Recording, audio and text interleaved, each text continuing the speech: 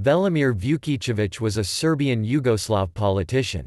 He served as Prime Minister of Yugoslavia from 17 April 1927 until 18 July 1928.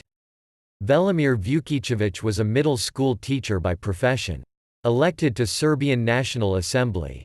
He was a minister in several of the governments of Nikola Pašić, but as one of the chief palace radicals, his role was help Alexander, the king, to clip Pašić's wings. His term was marked by an exceptional lack of ethnic tension in Croatia, but as the cause was the political alliance of the leading Croat politician Stjepan Radić and the leading Croatian Serb politician Svetozar Pribićević in a united opposition to the government. This was a very unwelcome development for the government.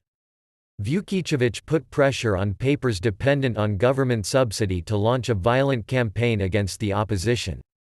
Vukicevic resigned shortly after violence among members of parliament in which 3 Croatian members of parliament were killed.